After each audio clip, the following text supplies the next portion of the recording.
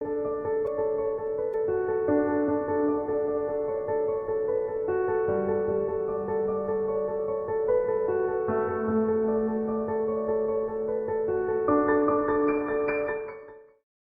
e bem, eu sou o Frei Luiz Felipe, atualmente estou como assessor da Comissão Episcopal para a Liturgia e também vice-presidente da Associação dos Liturgistas do Brasil.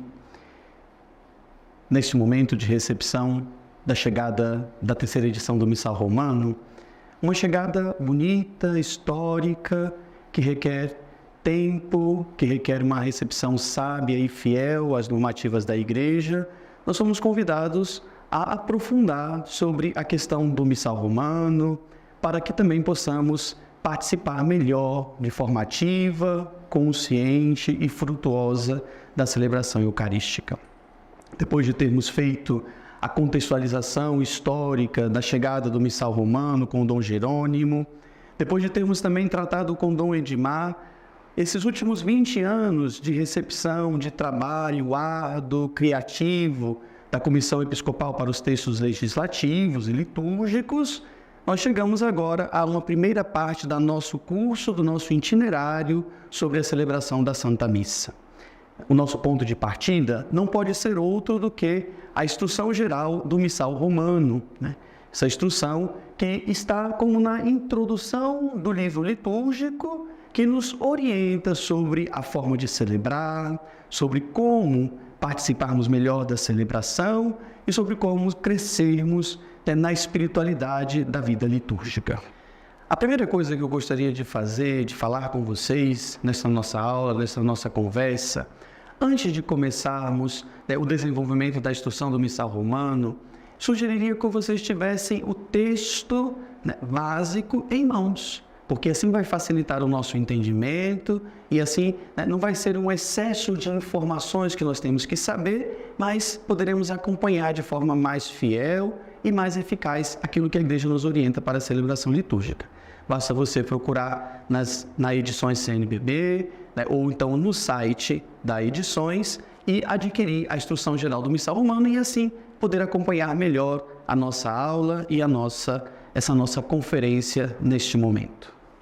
A Instrução Geral do Missal Romano foi uma grande novidade do Concílio Vaticano II, na sua Constituição Conciliar Sacrosanto Concílio, que pede a reforma dos ritos, dos sacramentos, em particular da celebração da Santa Missa.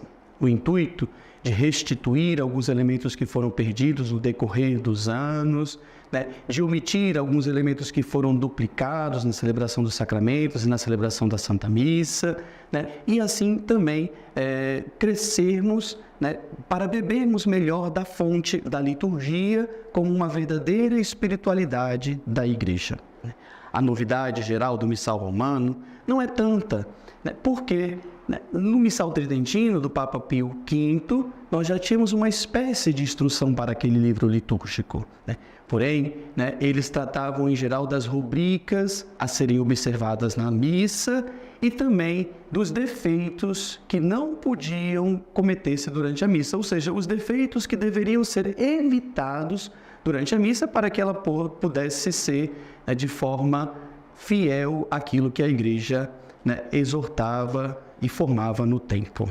A novidade da proposta atual da IGMR consiste numa proposta doutrinal e nas características gerais da celebração.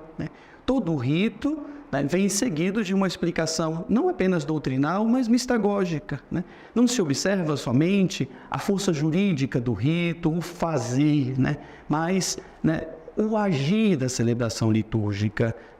E aí a gente vai entendendo a profundidade da recuperação que a reforma litúrgica teve o intuito de fazer para a celebração da Eucaristia e para que nós pudéssemos vivenciar melhor a celebração no seu todo. O objetivo, então, da Instrução Geral do Missal Romano é ajudar para que as nossas comunidades possam celebrar bem, de forma orientada pela Igreja, e assim crescermos também na unidade do rito romano. 3 são os aspectos principais que estão presentes no proêmio deste livro. O missal romano é resultado de um testemunho de fé inalterada, onde nós, através da lex orandi da igreja, vamos aprendendo a lex credendi, ou seja, a igreja ora aquilo que a igreja acredita, A igreja ora a sua doutrina, uma doutrina que foi inalterada no tempo, uma doutrina que segue de forma fiel à tradição, que respeita o desenvolvimento teológico de todos os tempos. A segunda compreensão que o proêmio nos traz é o testemunho de uma tradição ininterrupta, que também vai dando consequência ao primeiro ponto, o testemunho de uma fé inalterada. Nesse testemunho de tradição ininterrupta, recorda a edição principal do Missal Romano, do Papa Pio V, e nos coloca que nós estamos na mesma tradição que aquele missal, bebendo das fontes do sacramentário gelasiano, do sacramentário gregoriano e dos outros sacramentários da tradição da Igreja, pôde também experimentar como celebração litúrgica. E o terceiro ponto do proêmio nos traz um elemento decisivo para as nossas celebrações, que é a adaptação para as diversas realidades locais, para a cultura do tempo, para o nosso tempo, para o hoje da celebração. Porque somos nós que celebramos, somos nós hoje que celebramos o mistério pascal de Cristo e não o povo de um outro tempo, de uma outra época, de um outro momento. E aí, por isso, é preciso adaptar o rito às nossas realidades, é claro, que respeitando sempre aquilo que a Igreja nos ajuda, aquilo que a Igreja nos ajuda a compreender e compreende como rito, mas também adaptando algumas realidades locais, alguma cultura e, em particular, a também aquilo que as conferências episcopais têm como ponto principal da sua liturgia. A característica peculiar da Instrução Geral do Missal Romano não é simplesmente dar normas para uma correta celebração da liturgia, mas favorecer para que os aspectos gerais possam ser levados em conta a partir de uma teologia litúrgica adequada, de uma teologia eclesial que inclua os princípios básicos, os princípios teológicos, os princípios ministeriais, e todos os elementos e estruturas da celebração eucarística. A instrução não apresenta uma doutrina abstrata da Eucaristia, mas uma concreta, direcionada à pastoral, direcionada ao povo de Deus, e não visa apenas uma reflexão de tipo jurídica, mas teológica. Claro que jamais deixará de lado os aspectos canônicos, jurídicos da celebração, mas acima deles, uma compreensão teológica que nos ajude a voltar às fontes, para que a nossa liturgia seja, de fato, a fonte espiritual da vida da Igreja. Essa é a grande descoberta do Concílio Vaticano II. Nós, ao recuperar o desejo de voltar às fontes, queremos, em particular, fazer com que a liturgia seja a fonte da vida espiritual do povo de Deus. Então, conhecer a Instrução Geral do Missal Romano nos ajuda não simplesmente a condicionar a uma celebração correta, mas a uma celebração que seja eficaz pastoralmente, quanto a um estilo de celebração do mais alto mistério da nossa fé. A Instrução Geral do Missal Romano, desde a sua primeira edição, em 1969, até a última, em 2002, a terceira edição do Missal Romano, teve um percurso editorial caracterizado por muitas variações. De fato, no arco de um pouco mais de 30 anos, a Instrução Geral do Missal Romano sofreu 6 edições ou revisões ao longo desses anos, com a chegada, em particular, do Código de Direito Canônico, de alguns documentos do Papa Paulo VI e de outros documentos também do Papa João Paulo II. A instrução foi submetida a uma nova revisão, mantendo sempre o valor teológico, o valor litúrgico, o valor ritual e espiritual e pastoral que contribua para essa grande celebração do mistério da nossa fé, do mistério eucarístico, que a sua eficácia nasce, de fato, de uma celebração consciente, ativa e frutuosa da participação do povo de Deus. A última publicação da EGMR traz alguns elementos importantes para a nossa compreensão que você pode acompanhar agora no nosso quadro. O primeiro elemento que é importante sublinhar da diferença entre as outras edições desta nova edição apresentam uma nova numeração que compreende o proêmio, o qual antes não era numerado, né? A segunda ideia que nós temos da Instrução Geral do Missal Romano é que agora nós temos 399 parágrafos com relação à edição precedente, que tinha apenas 341. Então, hoje, na terceira edição, nós temos 58 parágrafos a mais, né? Temos 165 notas de pé de página em relação à versão precedente, que tinham apenas 95. Por isso, temos 70 notas a mais, manifestando o enriquecimento de documentos e das fontes utilizadas na edição anterior. Uma das grandes novidades da terceira edição é o capítulo 9, que fala das adaptações que competem aos bispos e às conferências episcopais, dada a prerrogativa da instrução Varitatis Legitime, da até então Sagrada Congregação do Culto Divino, hoje Dicastério do Culto Divino, sobre os fundamentos da inculturação litúrgica. Por fim, a instrução conserva intacta a disposição concreta do texto, mas faz muitas transferências, interpolações, inserção de um novo material, o que ocorre em mais de metade dos 385 números existentes, antes dos 14 novos números do capítulo 9. As repetições presentes no texto querem evidenciar o princípio presente na Sacrosanto Concílio número 28, segundo o qual cada um faça só e somente só aquilo que lhe compete. E assim, então, nós poderemos ter uma celebração na riqueza da sua ministerialidade, onde o texto litúrgico nos oriente, né, os ritos e os gestos, as palavras e as preces. Agora, particularmente, eu convido você a ter o livro, a Instrução Geral do Missal Romano, em mãos, para assim a gente fazer um acompanhamento dos seus capítulos, do proêmio e aprofundarmos melhor algumas questões rituais, né? Logo no número 1 do proêmio, vai dizer para nós que a Igreja, desde sempre, optou por preparar pessoas, lugares, ritos e textos para que a celebração litúrgica pudesse ser prova viva da solicitude da Igreja, manifestando o amor, a fé que a Igreja sempre teve pelo mistério eucarístico, pelo nosso mistério da salvação, né? Continuando sempre na linha da tradição ininterrupta da Igreja. E por isso, como eu falava na introdução, né, o proêmio traz 3 aspectos importantes. O testemunho de uma fé inalterada, que vai falar para nós da natureza sacrificial da missa, né? Depois, o admirável mistério da presença viva do Senhor no sacramento da Eucaristia, sobretudo, né, nas espécies do pão e do vinho, a natureza do sacerdócio ministerial e, por fim, o sacerdócio comum dos fiéis, o sacerdócio régio do povo batizado, que, sobretudo, ele possa vivenciar a eficácia dos ritos e da celebração litúrgica.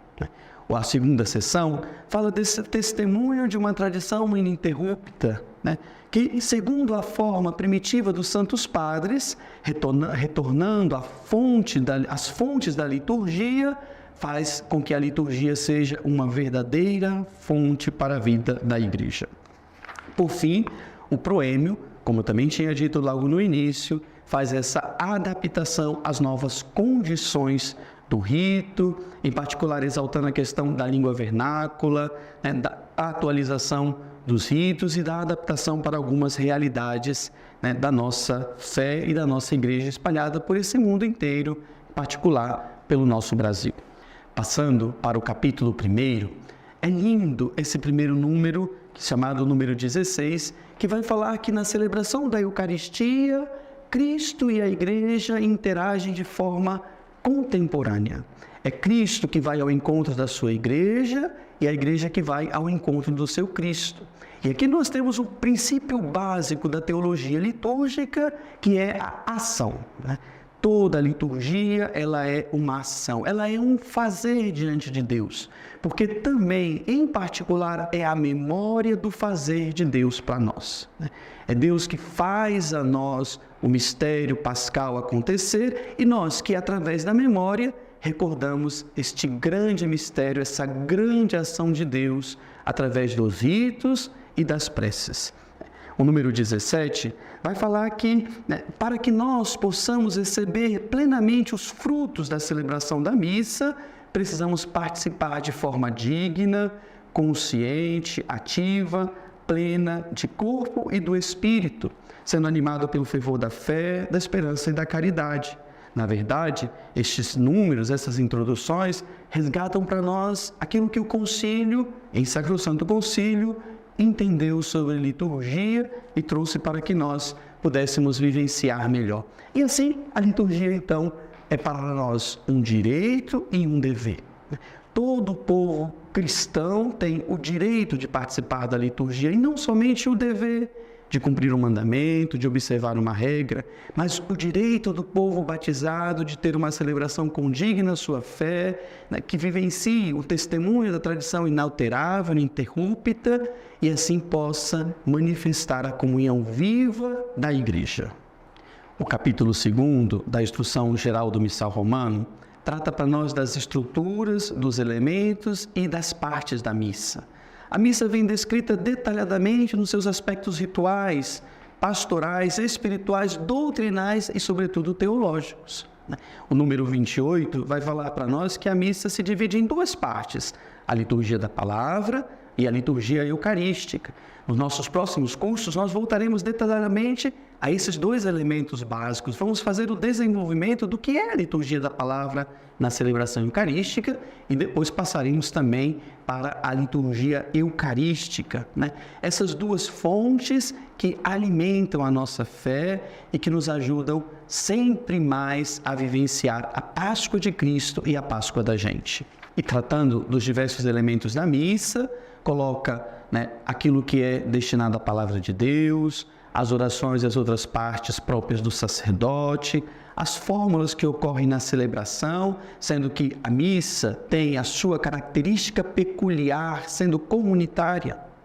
No nosso rito inicial, aqui é uma grande mudança entre o Concílio de Trento e o Concílio Vaticano II, porque a norma número 1 do ordinário da missa estava assim, lá no Missal de Trento: preparado, padre, a missa começa.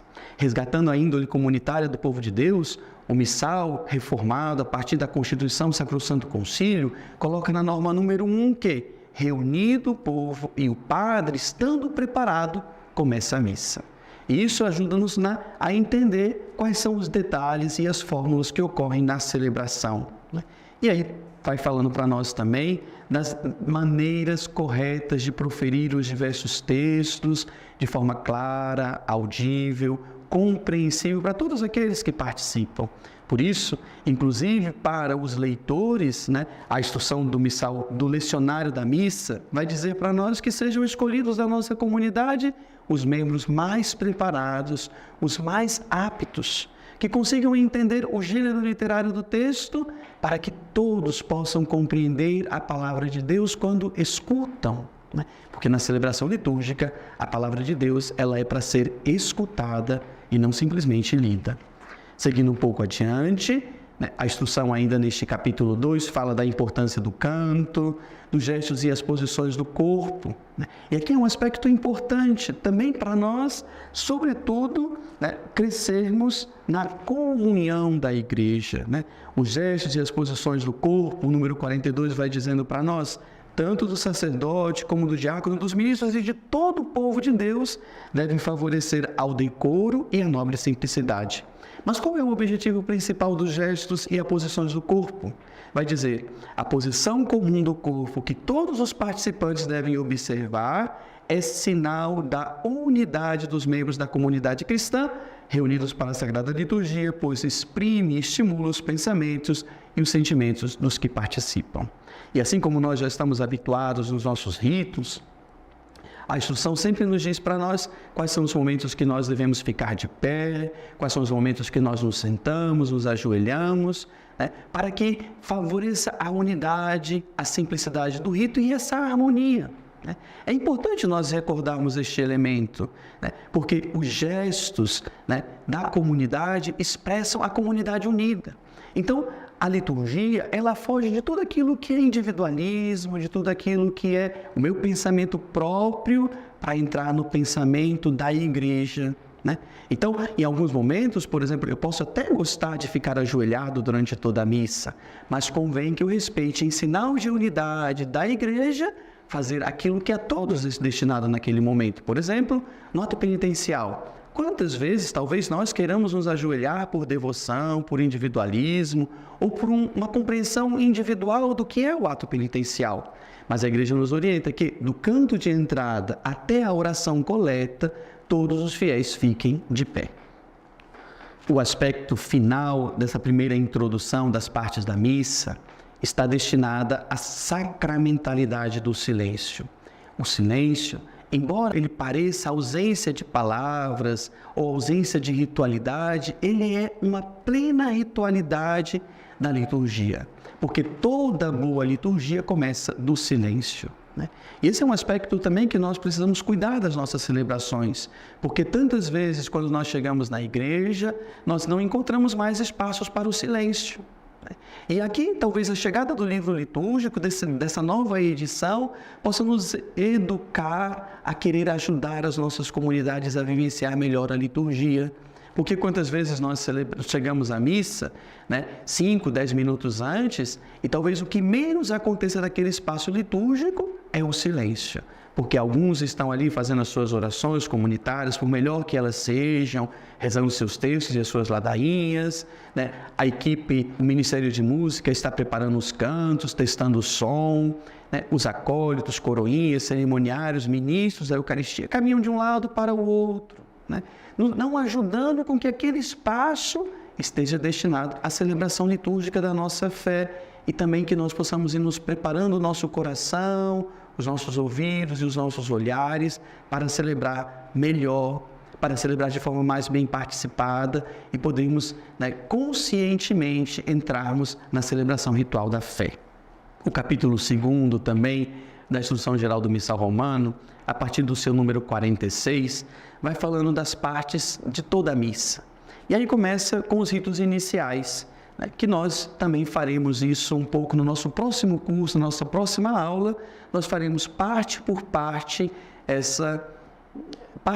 esses ritos iniciais que compõem a celebração litúrgica, né?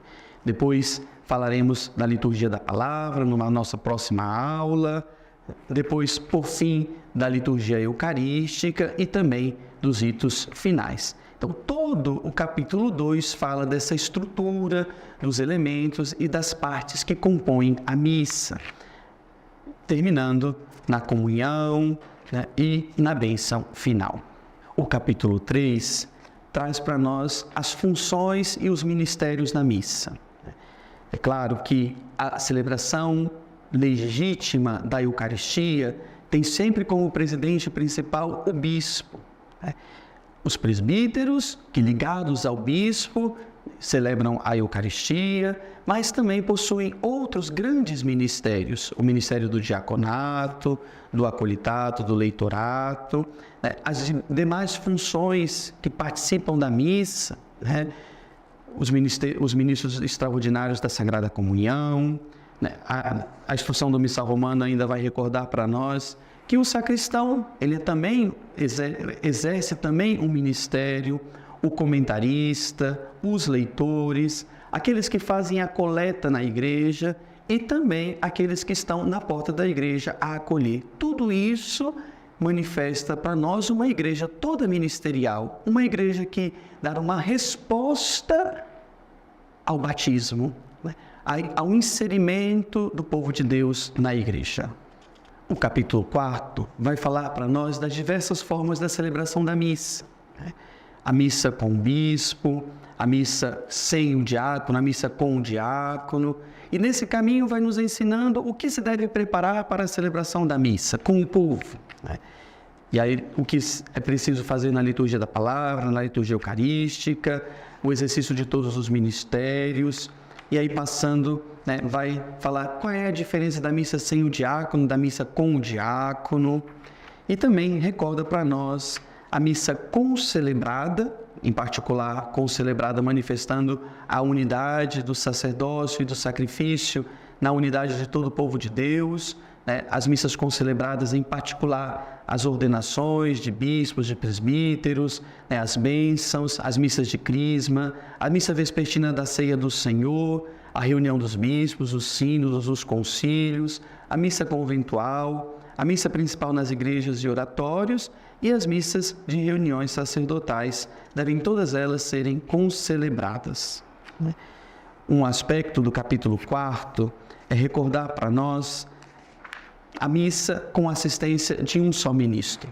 E aqui vale recordar que a 59ª Assembleia Geral da CNBB esclareceu que o termo ministro refere-se à pessoa que acompanha e serve durante a celebração. E por isso, o número 254 diz que a celebração sem ministro ou sem ao menos um fiel não se faça a não ser por causa justa e razoável. Neste caso, né, quando a celebração está sem a assistência de um ministro, não se façam as saudações, as exortações e a bênção final. Por isso, é sempre preferível a celebração comunitária da fé, porque como também nos exalta o Sacrosanto Concílio, de qual o texto litúrgico, a instrução geral do Missal Romano, é fonte. As ações litúrgicas não são ações privadas, mas encontro do povo de Deus reunido com os seus bispos, os presbíteros e os diáconos. Ainda no capítulo 4, nós temos algumas normas mais gerais para todas as formas de missa. O primeiro aspecto que se recorda é a veneração do altar e do evangeliário, que é feito através de um ósculo, de um beijo, ao evangelho e ao altar, simbolizando, né, a presença de Cristo, a palavra de Cristo. Depois, recordam para nós dois outros gestos, a genuflexão, feita sempre ao Santíssimo Sacramento, dobrando o nosso joelho direito até o chão, significando este nosso ato de adoração, a reserva do Santíssimo Sacramento e a Santa Cruz da Sexta-feira da Paixão do Senhor. Temos ainda o gesto da incensação, né, onde o ministro observa, né, incensa essas realidades sagradas, fazendo com que o incenso simbolize essas nossas orações subindo a Deus, que a fumaça do incenso seja sinal, símbolo das nossas orações que sobem a Deus. Ainda fala para nós da purificação dos vasos sagrados, da comunhão sobre as duas espécies.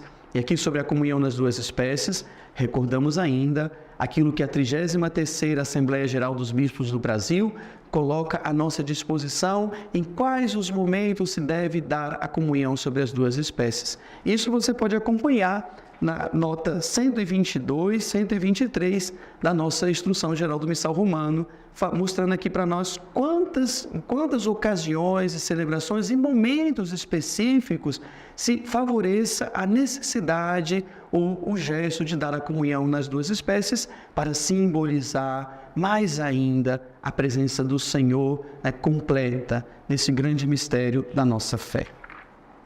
Então chegamos ao capítulo 5º, que fala da disposição e ornamentação das igrejas para a celebração da Eucaristia. Esse capítulo reflete exatamente aquilo que está escrito no proêmio, que a igreja, com solicitude, sempre se preocupou com o espaço, os móveis, os vasos, as vestes, que se referem à liturgia, à Eucaristia, manifestando a fé, o amor e o cuidado para com as coisas do Senhor e, sobretudo, para com o mistério pascal de Cristo. Um outro aspecto do capítulo 5º fala da disposição do presbitério para a celebração da Assembleia. Essa celebração litúrgica onde a Assembleia também possa, né, participar de forma ativa e consciente. E aí fala sobre o altar. O altar é o centro das nossas liturgias. Ele é o centro da ação de graças que se realiza pela Eucaristia. Por isso ele deve ser fixo, né? Ele deve ocupar o local central das nossas celebrações, para que todos nós nos voltemos um olhar, né? Voltemos o nosso corpo, voltemos o nosso olhar, voltemos a nossa participação ao centro de toda a missa, que é o altar. O altar, por isso, deve ser fixo, né? E nada pode ser depositado sobre ele, a não ser aquilo que é importante para a celebração da missa. Por exemplo, o evangeliário, que vai desde o canto de entrada até a proclamação do evangelho, depois, na hora da apresentação dos dons, até a purificação dos vasos sagrados, o cálice com a patena, o cibório então o corporal, o sanguíneo, a pala e o missal. Nada mais deve ser colocado sobre o altar. Talvez convém, como opção, também os castiçais, que podem ser colocados lá do lado do altar ou sobre ele, mas que nada que esteja sobre o altar atrapalhe a visibilidade do povo reunido diante daquele mistério que se faz sobre o altar. O ambão é o segundo aspecto do espaço sagrado da liturgia. É dele que se lê a leitura da palavra de Deus e por isso deve ser um lugar condigno, de onde possa ser anunciada e proclamada a palavra. Porque como nós sabemos também, em Sacrosanto Concílio número 7, quando alguém lê nas Sagradas Escrituras, na liturgia, é o próprio Cristo que lê. Um outro terceiro aspecto da celebração litúrgica, do espaço sagrado, é a cadeira do presidente da celebração, que deve manifestar exatamente essa função de presidir a Assembleia e dirigir a celebração e dirigir a oração. Deve-se evitar uma espécie de trono, mas de cadeira, onde se veja essa unidade entre altar, cadeira e ambão. Lembrando que a missa sempre começa da cadeira, é dali que começa a presidência da missa. Depois se organiza a própria igreja, à disposição dos fiéis, o lugar dos cantores, dos instrumentos musicais, o lugar de conservação da Santíssima Eucaristia, a Capela do Santíssimo. Por fim, o número 318 da EGMR, no capítulo 5º, fala das imagens sagradas, que não devem ser muitas, mas que devem sempre ajudar a celebração local e não tirar a nossa atenção para a ação de Cristo que acontece sobre o altar. O capítulo 6º da Instrução Geral do Missal Romano fala para nós quais são os requisitos para a celebração da missa. E já logo no início coloca que o principal requisito para a celebração da Santa Missa é o pão e o vinho, que seguindo o exemplo de Cristo, utilizou pão e vinho com água para celebrar o banquete do Senhor. O pão para a celebração da Eucaristia deve ser sem mistura, recém-feito e ázimo, conforme a antiga tradição da Igreja Latina. O vinho deve ser de uva, natural e puro, isto é, sem mistura de substâncias estranhas. Depois fala das sagradas alfaias em geral, dos vasos sagrados, das vestes sagradas, recordando para nós as cores dos diversos tempos litúrgicos, das diversas celebrações, as vestes do bispo, dos presbíteros, dos diáconos e alguns outros objetos que são usados na celebração da Eucaristia. O cuidado sempre maior é de observar as exigências da arte, também em coisas de menor importância, sempre para conseguir aliar uma nobre simplicidade e a um puro asseio. O outro capítulo é o capítulo 7º, que fala da escolha da missa e de suas partes. É bonito o primeiro número, 352, que fala para nós que a eficácia pastoral da celebração aumentará certamente se os textos das leituras, das orações e dos cantos corresponderem, tanto quanto possível, às necessidades, à preparação espiritual e à mentalidade dos participantes. Vejam que quanto mais houver uma unidade entre aquilo que se lê, aquilo que se canta e os gestos relacionados na adaptação litúrgica, mais nós poderemos participar e vivenciar a eficácia da ação litúrgica de toda a Igreja. E aqui este capítulo trata para nós das solenidades, dos domingos, das memórias facultativas, da escolha das leituras, das orações e da oração eucarística com o seu prefácio específico, na memória dos santos, na memória da bem-aventurada Virgem Maria ou de outras ocasiões na celebração dos sacramentos. O capítulo 8 fala para nós das missas e orações para diversas circunstâncias e a missa dos fiéis defuntos. É um capítulo bastante simples, bastante direto, porque coloca-nos à disposição das missas rituais, das missas para as várias necessidades e diversas circunstâncias, né? Que a terceira edição típica do Missal Romano traz para nós vários elementos e várias possibilidades de missas rituais e de missas para diversas circunstâncias. Missa pela família, missa pelas ordenações, pelas vocações sagradas, missa pelos jovens, missa nos jubileus de ordenação, da vida religiosa, mas também missa de aniversário de casamento, de 25, 50 e 60 anos. Por fim, né, o capítulo 8º fala das missas dos fiéis defuntos, ressaltando o aspecto teológico da missa ezequial, que recorda para nós que a nossa fé, a vida não é tirada, mas a vida é transformada. Porque desfazendo os laços da imortalidade, nós alcançamos então a vida imortal com o ressuscitado, onde contemplamos face a face o nosso Deus de amor e de misericórdia. Por fim, temos o capítulo 9, que é o capítulo totalmente novo, presente na terceira edição típica do Missal Romano. E aqui, neste capítulo, acontece uma potencialização da figura episcopal e também, né, uma grande contribuição para as conferências episcopais espalhadas em todos os lugares do mundo, né?